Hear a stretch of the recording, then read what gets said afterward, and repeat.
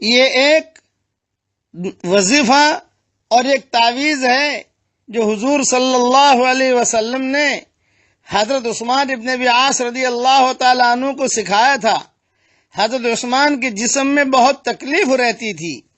حضرت عثمان ابن ابی عاص، حضرت عثمان ابن عفان نہیں، یہ خاص خیال رکھنا۔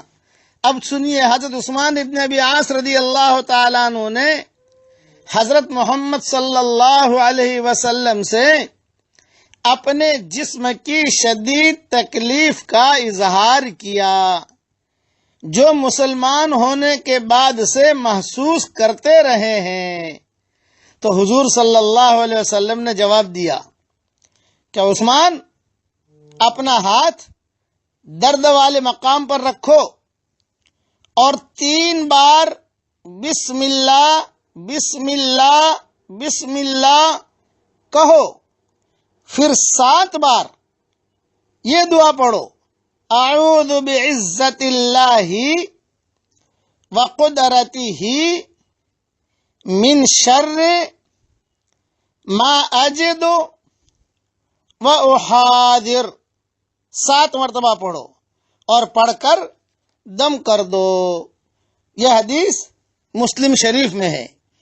جھاڑ پھونک کا یہ مجرب عمل صحابہ کرام میں بھی رائج تھا، اور آج بھی اہل علم، فقہا، مفسرین حضرات اور بزرگان دین اس کو بکثرت استعمال کرتے ہیں۔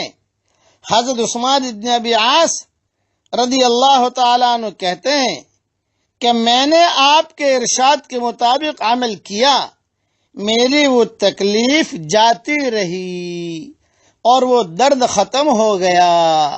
یہ تو ایک حدیث ہے، اور اس سے پہلے میں ایک حدیث سنا چکا ہوں کہ اب جہاں درد ہو وہاں اپنے ہاتھ رکھے، جیسے گھٹنوں کا درد ہے وہاں اپنے ہاتھ رکھے، اور ہاتھ رکھ کر جو دعا دوسری پڑھ رہا ہوں اور پڑھوا رہا ہوں آپ کو 7 مرتبہ پڑھ کر دم کر دیجئے۔ بسم اللہ وباللہ اعوذ باللہ وقدرتہ من شر ما فیہا۔ بسم اللہ وباللہ اعوذ باللہ وقدرتہ من شر ما فیہا۔ یہ بھی 7 مرتبہ پڑھ لیجئے۔ اوپر والی دعا بھی 7 مرتبہ پڑھ لیجئے۔ اوپر والی دعا مسلم شریف میں آتی ہے، اور یہ دعا دوسری حدیث کی کتابوں میں آتی ہے، میں حوالے پہلے دے چکا ہوں۔ یعنی دونوں عمل کر دیجئے آپ، تو اللہ کی ذات سے امید ہے کہ آپ کے گھٹنوں کی تکلیف وغیرہ جو ہے دور ہو جائے گی۔ اور ہم دعا بھی کرتے ہیں کہ جو بھی گھٹنوں کی تکلیف میں پریشان ہو، یا جو بھی کسی لائن کی بیماری میں پریشان ہو، اللہ تعالیٰ ان سب کی پریشانیوں کو دور فرمائے، اور اللہ تعالیٰ انہیں شفائے کاملہ عاجلہ دائمہ مستمرہ نصیب فرمائے۔ چلیے اب پڑھ لیجئے میرے ساتھ، 10 بار اللہ اکبر پڑھ لیجئے، 10 بار سبحان اللہ پڑھ لیجئے۔ جب آپ پڑھو گے 10 بار اللہ اکبر، 10 بار سبحان اللہ، اللہ تعالیٰ فوراً جواب دیں گے، ہاں یہ میرے لیے ہے، یہ میرے لیے۔ پھر 10 بار پڑھیے، اللہم اغفر لی، اللہم اغفر لی۔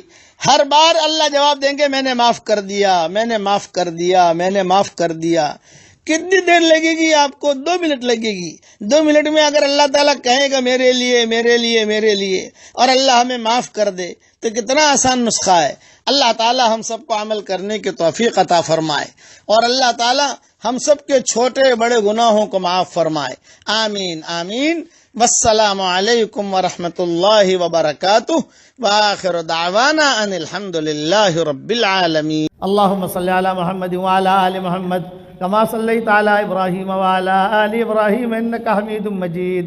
اے اللہ ہمارے گناہوں کو معاف فرما، اے اللہ ہماری خطاؤں سے درگزر فرما۔ جس کرم سے آپ نے ہمیں اس گاؤں میں جمع کیا ہے، اور اس مسجد میں جمع کیا ہے، اور اس مدرسے میں جمع کیا ہے، تیرے اسی کرم سے جنت الفردوس میں، تیرے نبی کے پڑوس میں، ہماری قیامت تک کے آنے والی نسلوں کے ساتھ تو ہم سب کو جمع فرما دے۔ اے خوبصورت پردے والے، اے خوبصورت چادر والے، اے خوبصورت پردے والے، اے خوبصورت چادر والے، ہمارے عیبوں پر پردے ڈال دے، مصطفین الاخیار میں شامل فرما، عباد صالحین میں شامل فرما۔ اس سفر میں جو بھی ذرہ خیر وجود میں آیا ہو تو اس کی نگرانی فرما، اس کی آبیاری فرما، اس کی آپ پاشی فرما۔ اے اللہ ہمارے سفروں کو بہت آسان فرما، جو ہوا تو اسے قبول فرما، آئندہ جو ہونے والا ہے اس میں برکتوں کا معاملہ فرما۔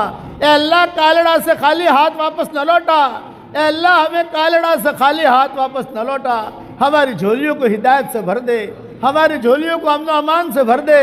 اے اللہ اقوام عالم کی ہدایت کے فیصلے فرما، اے اللہ ہر کچے پکے مکان میں تیری ہدایت پہنچا دے، جہاں جہاں تیرا سورج پہنچتا ہے وہاں تو ایمان اور اسلام کو پہنچا دے، جہاں جہاں تیری ہوائیں پہنچتی ہیں وہاں ایمان اور اسلام کو پہنچا دے۔ اے اللہ ہواؤں کے ساتھ ایمان کا نور داخل فرما دے۔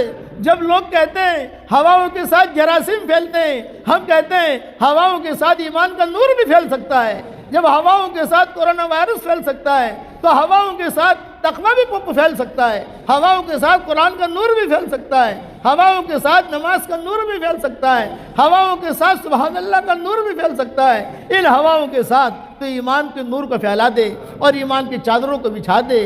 تیری رحمت تک پہنچنے کے لیے ہمیں بہت واسطوں کی ضرورت ہے، لیکن تیری رحمت کو ہم تک پہنچنے کے لیے کسی واسطے کی ضرورت نہیں ہے۔ ہمیں تیرے ایمان کے نور کی چادر میں لپیٹ دے، تیرے ایمان کے نور کی چادر میں لپیٹ دے۔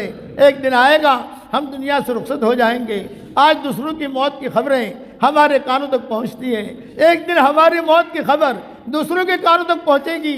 کوئی پانی گرم کر رہا ہوگا، کوئی نہلا رہا ہوگا، کوئی کفن تیار کر رہا ہوگا، کوئی مشک اور عنبر لگا رہا ہوگا۔ اے اللہ اس وقت میں تو ہمارا معین اور مددگار بن جا، ہمارا معین اور مددگار بن جا۔ محبت کے دعویٰ کرنے والے کچھ مٹھیاں ہدیے میں پیش کریں گے، ایک جملہ کہہ کر واپس لوٹیں گے، قبر تک آپ کا اکرام کر لیا، قبر تک آپ کا ساتھ دے دیا، آگے آپ کے اعمال جانے۔ اے اللہ تو اس وقت میں ہمارا معین اور مددگار بن جا۔ قبر میں ہمارا بہترین ساتھی قرآن ہو رہا ہو تو اس کی غیب سے صورت و شکلیں پیدا فرما۔ بھٹکے ہوئے آہو کو پھر سوئے حرم لے چل، بھٹکے ہوئے آہو کو پھر سوئے حرم لے چل، بھٹکے ہوئے آہو کو پھر سوئے حرم لے چل۔ اس بھٹکی ہوئی امت کو پھر مسجد والا بنا دے، پھر اعمال والا بنا دے، پھر اخلاق والا بنا دے، اور پوری بستی کو تو قبول فرما۔